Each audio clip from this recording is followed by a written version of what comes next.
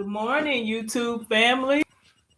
It's another day in paradise. I'm trying to get the glare out of my glasses here. These glasses, okay, there. I'm gonna try to hold my head this way so that my glasses won't have a glare in them. Or I may just have to take the glasses off. But good morning. Uh, there. I didn't go to work today because we are anticipating some bad weather here in South Mississippi. So it was raining when I got up. I wasn't sure if the roads were going to be icy or not. So I just didn't bother to go. I called in. But Monday I was off because we were celebrating the birthday of Dr. Martin Luther King Jr. And he was a prolific, profound genius. I could not say enough. I want to put my glasses on, but I could not say enough about Dr. King. And he was someone that was very instrumental in everything about American life as we see it or as we know it today. With that being said, I have been reflecting on the life of Dr. King and where we are now in this country.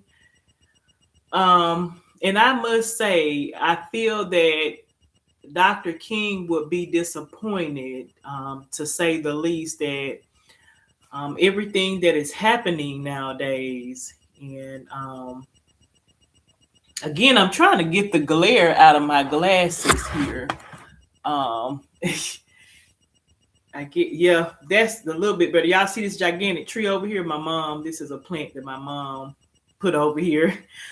But I feel that Dr. King would be disappointed in everything that's happening to us, and everything that's going on with our nation as we speak today. And I was off work Monday, and I had made an appointment for my daughter to go to the dentist.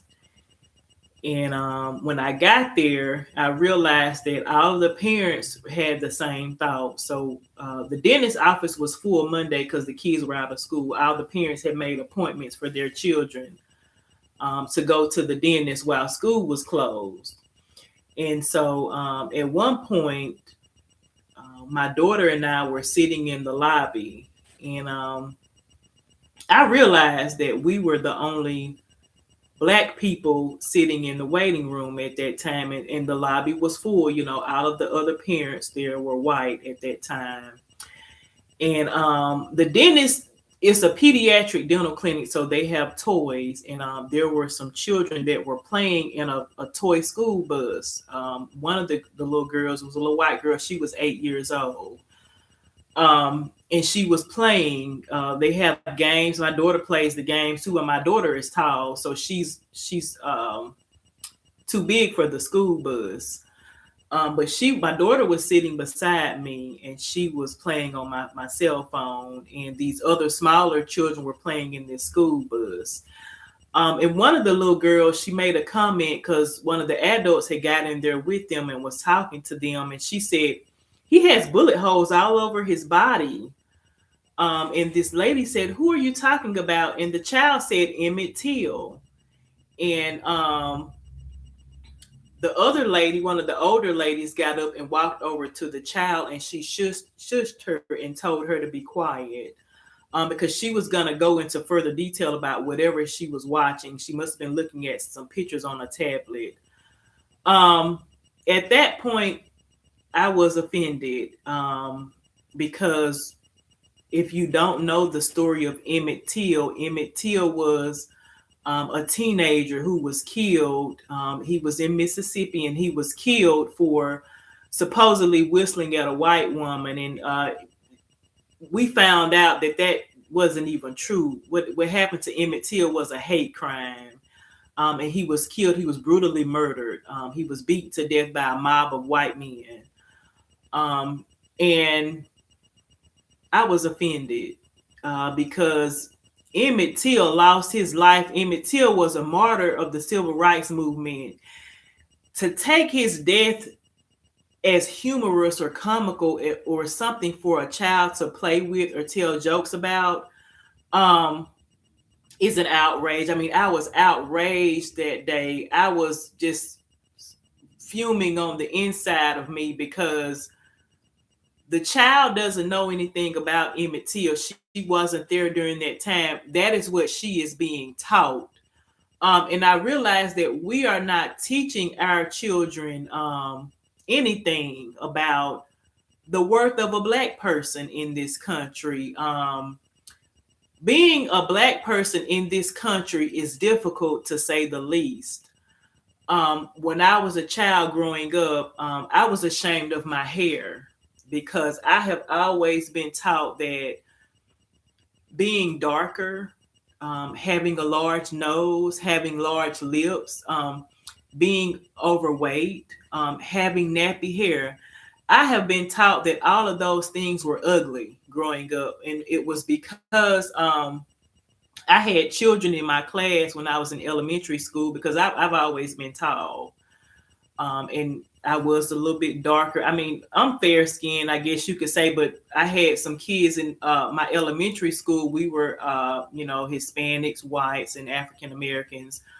There were some children, in my classroom at that time that were lighter than me. And so I had a white student, one of my classmates, that I believe I was maybe like in the fourth grade, that stated that I was the ugliest girl in the classroom. And so growing up, those comments stuck with me. And so I was always ashamed of my hair. So I always made sure that my hair was bone straight. My mother would put relaxers in my hair because I wanted my hair to be bone straight. And I was always mindful about what I ate because I didn't want to be voluptuous, as they call it, or I always wanted to remain a thin person because I thought straight hair with a long nose and being thin, growing up, I thought that was beautiful. And so, in the blonde hair, I thought the blonde hair was beautiful as well.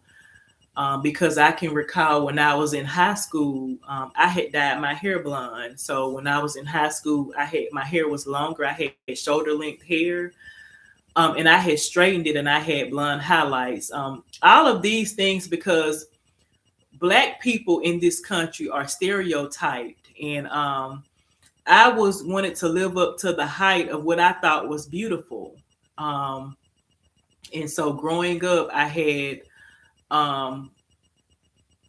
some misconceptions about what true beauty really was because of these things that I saw on television, where these Caucasian features were celebrated and where these Caucasian thin model type figures were being praised, and a person of my complexion, a darker skinned person with kinky hair or curly hair, was considered or thought to be a person with kinky or hair that wasn't straight, was considered to be not as attractive or not as pretty as someone else. So there's also other things that we face in our country as Black people or African Americans as well, as far as in sense of finances. It seems as if all of the Black people who are successful financially are on television, whether they're athletes or musicians or politicians. All of those people are on television. Common people like me, I find that we are struggling financially. I don't know if the system is designed that way. My father was a military veteran, and he's a landowner. He was a landowner, and the land is still in our family. So I have land. I live in a small town in southern Mississippi, and my father has acres of land throughout this town. Just a moment, y'all. Hold on just a second. Hello, ma'am. Yeah, ma'am.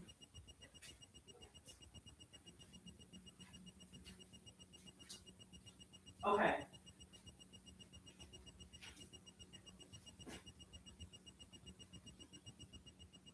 Okay, no, ma'am. So you just want me to go around there? Do you want me to stay around there with him?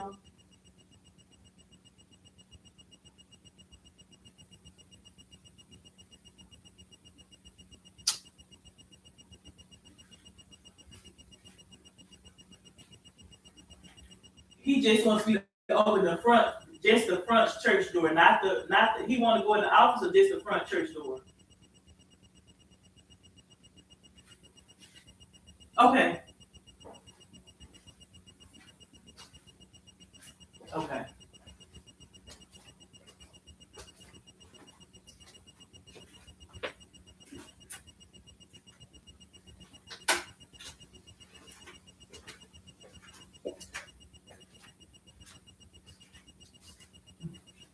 Okay. Yes, ma'am.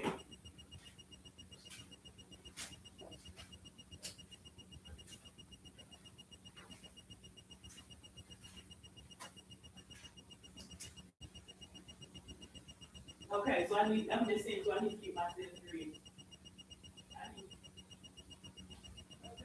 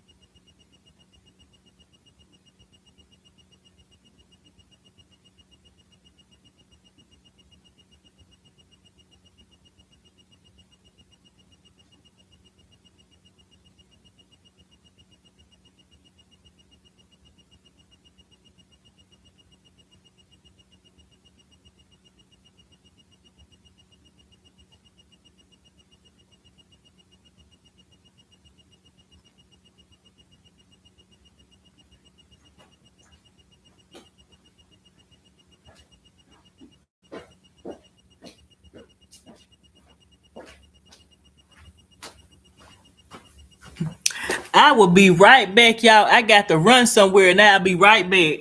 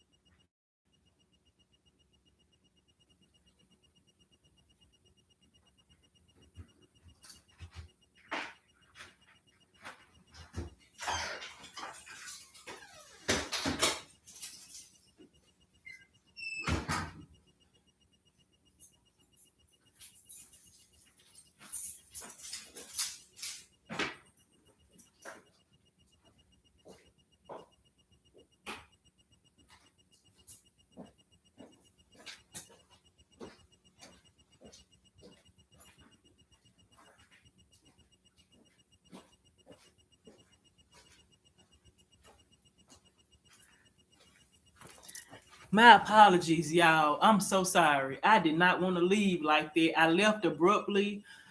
In the middle of my live stream, I've got some stuff going on at church, y'all. Um, trying to get this. Sorry about that, y'all. Got to get everything situated with church because we're getting a new copy machine at church. So I got to get that situated. So that's what I'm working on now. So I'm fixing to go back around here now because we got some people at my church that are bringing a new copy machine. But and y'all know I work in the office, so I'm about to get off of here. But I just had a few more things that I wanted to say in honor of Dr. King about housing and fairness and financial stability with Black people. We haven't arrived yet. I'm a landowner. My family owns land here in southern Mississippi. And I have applied several times for loans, trying to do some things with my land. And I have been rejected, I would say probably about 6 times. Because you all know they had the Black farmers had a lawsuit to where they felt like they were being discriminated against by the federal government. And that is true, and that is still going on today. Every time I fill out an application, I am denied. And every time my application is denied, it is for a different reason. And so, but there is a saying that this is a free country, and that saying is not true. I have a copy of my W-2 form here. And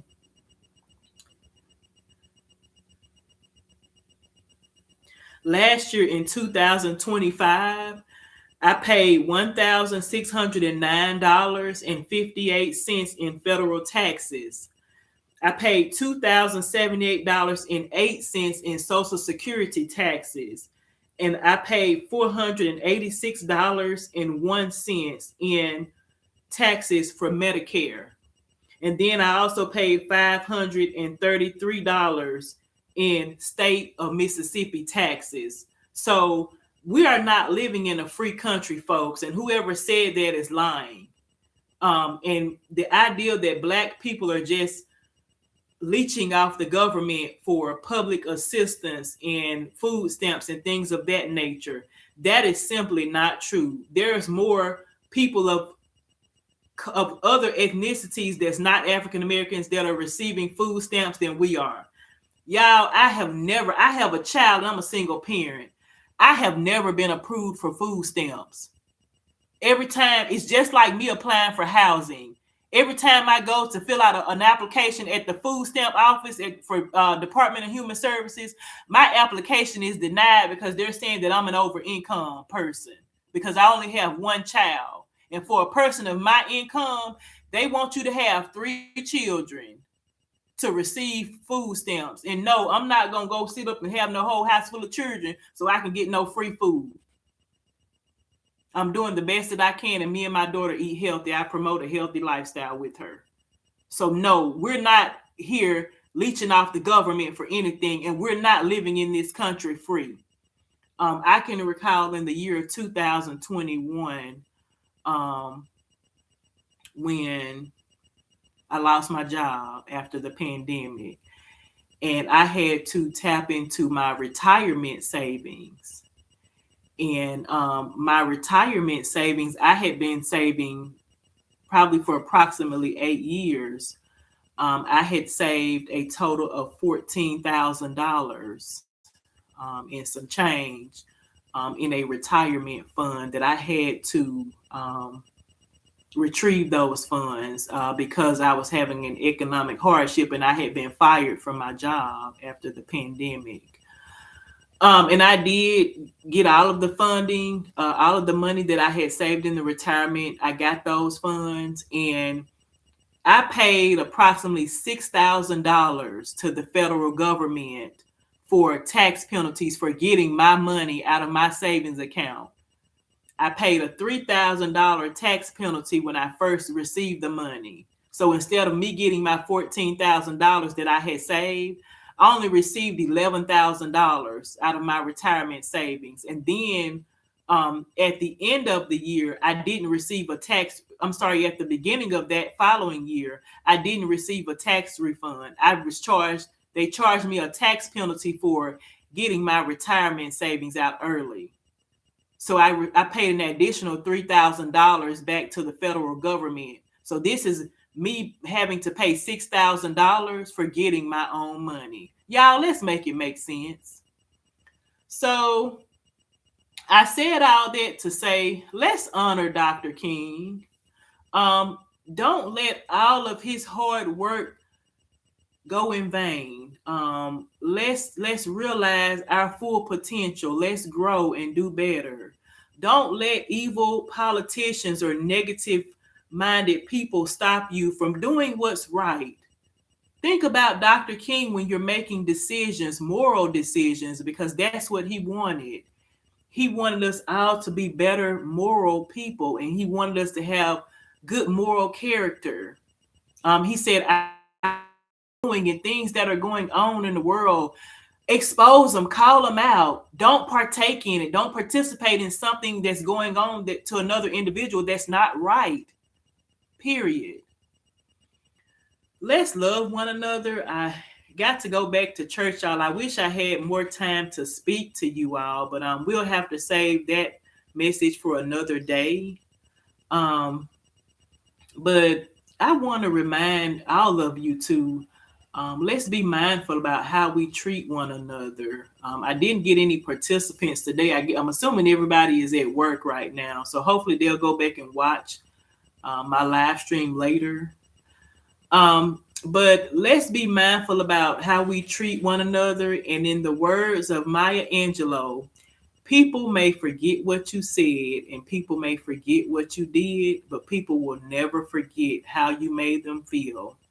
Be blessed. I love you all, and you all have a great day and a wonderful, safe weekend. Stay warm and dry. Bye-bye.